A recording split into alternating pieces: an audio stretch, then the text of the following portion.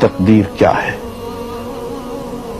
اگر سب کچھ پہلے سے ہی لکھا لکھایا ہے تو ہم اپنے اعمال کے ذمہ دار کس طرح ہوئے؟ پھر اعمال کی جزا و سزا کیسی؟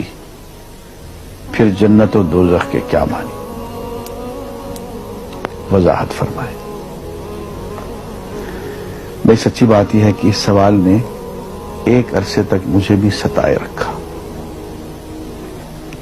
اور میں سوچتا رہا کہ اگر واقعی اللہ تعالیٰ نے پہلے سے ہی سب کچھ لکھ دیا ہے کہ میں اتنے بج کر اتنے منٹ میں بیٹھ کے یہاں پہ ایک لیکچر دوں گا، یہ تقریر کروں گا، اتنے بج کر اتنے منٹ میں نماز پڑھوں گا، اتنے بج کے اتنے منٹ میں فلاں کو گالی دوں گا، فلاں کو تھپڑ ماروں گا، یہ پہلے سے ایک میرا شیڈول مرتب ہے اللہ کے ہاں، لکھا لکھایا پروگرام چھپا چھپایا موجود ہے، میرے کیا قصور؟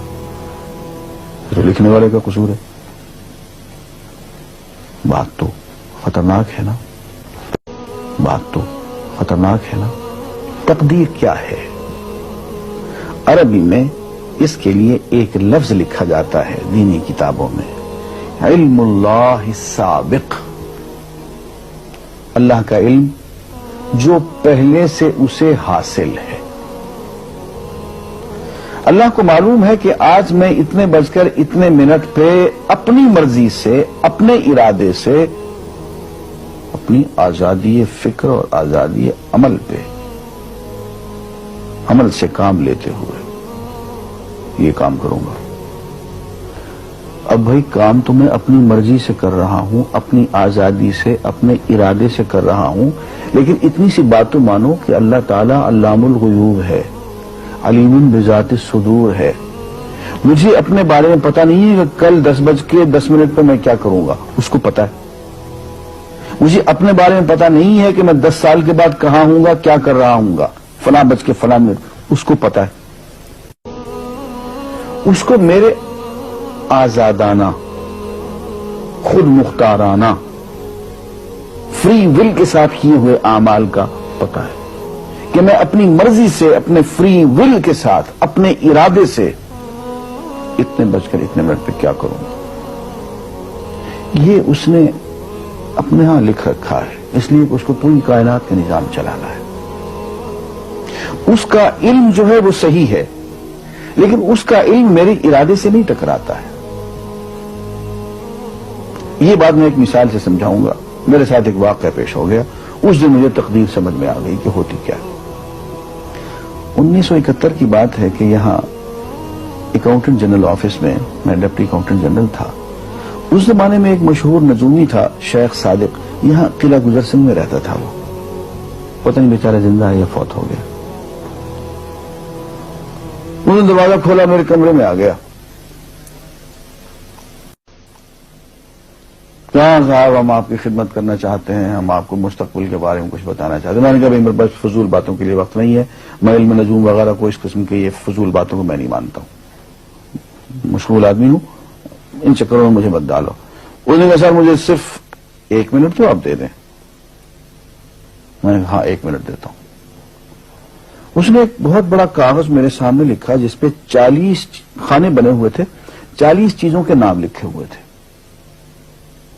مختلف چیزوں کے نام، کتاب، قلم، اینک، کاپی، دوات، پینسل، میز، بادل، برکھا، مسجد، مندر، ایسی ایٹ رینڈم چیزوں کے نام، 40 چیزوں کے نام لکھے ہوئے تھے۔ وہ کہنے صاحب آپ ان میں سے کسی ایک چیز پہ انگلی رکھ دیں یا اس کا نام آپ اس کاغذ پہ لکھ دیں۔ اور مجھے یہ کہتے کہتے اس نے ایک پیس آف پیپر میری میز سے اٹھایا اور اس پہ کچھ لکھا اور اس کو یوں الٹا کے رکھ دیا۔ میں نے کہا تم نے یہ کیا کیا؟ کہنے لگے جی میں نے وہ چیز لکھ دی ہے، وہ نام جو ابھی آپ لکھیں گے۔ تو اب میں پریشان ہو گیا۔ تماشا کی بات ہے نا کہ جو چیز میں سوچ سوچ کے اپنے ارادے سے، اپنی مرضی سے ابھی لکھوں گا، اس نے پہلے جو لکھے وہاں رکھ چھوڑ دیے میرے سامنے۔ اب میں سوچ میں پڑ گیا کہ یار وہ چیز لکھوں جو اس نے نہ لکھی ہو، کبھی میں اس کا ارادہ کروں، کبھی اس کا ارادہ کروں، تنگ آ کے آخر میں نے کسی ایک چیز کو لکھ دیا کہ میری یہ ہے۔ اس نے جب وہ الٹایا تو وہ وہی چیز نکلی۔ اب پتہ نہیں یہ کیا چکر تھا اس کا، خدا ہی جانے۔ کوئی اس کا علم ہوگا، کوئی فن ہوگا، کوئی تک بازی ہوگی، تک بندی ہوگی کوئی. لیکن اس دن مجھے پتا چلا کہ یار اس کو جو کچھ میں نے لکھا ہے اپنے ارادے سے لکھا ہے، اپنی مرضی سے لکھا ہے، اس سے پابند ہو کے نہیں لکھا. کبھی اس میں انگلی لگاتا تھا، کبھی اس پہ آخر چن کے ایک لکھا میں نے. لیکن اس کا وقت کو پہلے سے پتا تھا کہ میں کیا لکھنے والا ہوں، اور اس نے پہلے سے وہاں لکھ کے رکھا ہوا تھا. میں نے کہا یار ایک محدود علم والا آدمی میرے آئندہ کے اعمال کو اپنے ہاں لکھ کے رکھ سکتا ہے. چن کے وہ عمل میں اپنی مرضی سے کر رہا ہوں، اپنے ارادے سے کر رہا ہوں، کوئی مجبوری نہیں ہے اس میں. لیکن وہ میری مرضی والا عمل، میرے اپنے ارادے سے کیا ہوا عمل، پوری آزادی کے ساتھ کیا ہوا عمل، اس نے پہلے سے اپنے یہاں لکھ کے رکھا ہوا. یار اگر یہ انسان کر سکتا ہے تو رحمان کیوں نہیں کر سکتا؟ اس نے میرے سارے اعمال جو میں آئندہ چل کے کرنے والا ہوں، وہ سارے کے سارے اعمال اس نے اپنے یہاں لکھ کے رکھے ہیں. اس کو انتظام کرنا ہے، میرے رزق کا انتظام بھی کرنا ہے، آگے میری زندگی، میری موت، میری قبر میں اکوموڈیشن کا پتہ نہیں کہاں کا میرے اس نے انتظامات کرنے ہیں. تو میرے بارے میں اس نے سارا کا ڈیٹا کلیکٹ کر کے رکھا ہوا ہے اپنی انفارمیشن کے لیے کہ یہ اپنی مرضی سے کیا کیا کچھ کرے گا. تو اس کے لکھے ہوئے ہونے سے میری مرضی ختم نہیں ہوتی، میری ذمہ داری ختم نہیں ہوتی، میرا ارادہ، میری فری ول ختم نہیں ہوتی. یہی وجہ ہے کہ ہم جو اعمال کرتے ہیں اس میں سے اللہ تعالیٰ اس کی کچھ ذمہ داری ہم پہ ضرور ہوتی ہے. کچھ کام اللہ تعالیٰ کا ایک نظام ہے، اس میں شاید ہماری ذمہ داری نہ ہو، وہاں جبر ہو. لیکن کچھ اعمال ایسے ہیں جن میں خالصتاً ہمیں آزادی حاصل ہے، ہمیں اختیار حاصل ہے، ہم ان کے ذمہ دار ہیں، ہمیں ان پہ جزا ملے گی، ہمیں ان پہ سزا ملے گی، اللہ تعالیٰ بچائے. اور جزا ملے گی تو جنت ہوگی، سزا ملے گی تو دوزخ ہوگی. لیکن آزادی عمل اور ارادہ ضرور ہے.